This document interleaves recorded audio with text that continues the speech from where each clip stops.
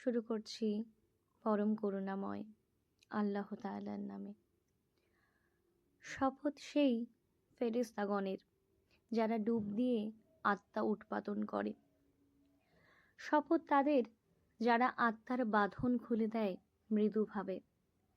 শপথ তাদের যারা সন্তরণ করে দ্রুত গতিতে। শপথ তাদের যারা দ্রুত গতিতে অগ্রসর হয় এবং শপথ তাদের যারা সকল কর্ম নির্বাহ করে কেয়ামত অবশ্যই হবে। যেদিন প্রকম্পিত করবে প্রকম্পিতকারী, অতঃপর পশ্চাতে আসবে পশ্চাৎগামী, সেদিন অনেক হৃদয় ভীত বিহ্বল হবে, তাদের দৃষ্টি নত হবে। তারা বলে, আমরা কি উল্টো পায়ে প্রত্যাবর্তিত হবই? গলিত অস্থি হয়ে যাওয়ার পরও তবে তো এ প্রত্যাবর্তন সর্বনাশা হবে। অতএব এটা তো কেবল এক মহানাদ। তখনই তারা ময়দানে আবির্ভূত হবে। মূসার বৃত্তান্ত আপনার কাছে পৌঁছেছে কি? যখন তারা পালনকর্তা তাকে পবিত্র তুয়া উপত্যকায় আহ্বান করেছিলেন। ফেরাউনের কাছে যাও, নিশ্চয়ই সে সীমা লঙ্ঘন করেছে। অতঃপর বলো, তোমার পবিত্র হওয়ার আগ্রহ আছে কি? আমি তোমাকে তোমার পালনকর্তার দিকে পথ দেখাবো, যাতে তুমি তাকে ভয় করো।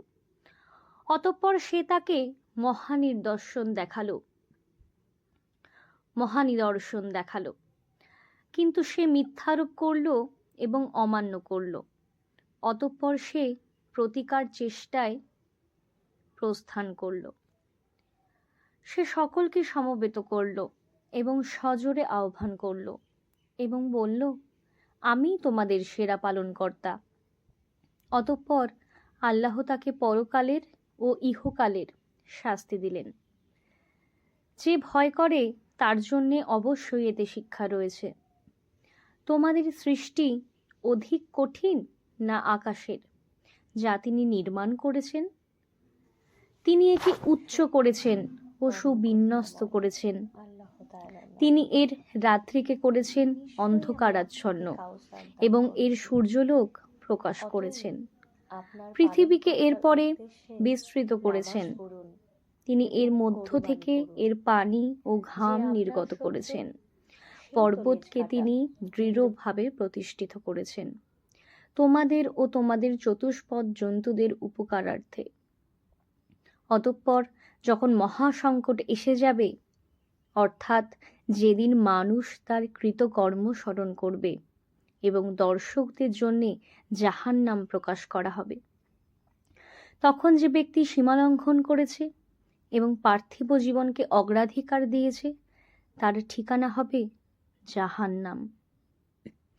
পক্ষান্তরে যে ব্যক্তি তার পালনকর্তার সামনে দণ্ডায়মান হওয়াকে ভয় করেছে এবং খেয়াল খুশি থেকে নিজেকে নিবৃত্ত রেখেছে, তার ঠিকানা হবে জান্নাত। তারা আপনাকে জিজ্ঞাসা করে, কিয়ামত কখন হবে? এর বর্ণনার সাথে আপনার কি সম্পর্ক? এর চরম জ্ঞান আপনার পালনকর্তার কাছে। যে একে ভয় করে, আপনি তো কেবল তাকেই সতর্ক করবেন। যেদিন তারা একে দেখবে, সেদিন মনে হবে যেন তারা দুনিয়াতে মাত্র এক সন্ধ্যা অথবা এক সকাল অবস্থান করেছে।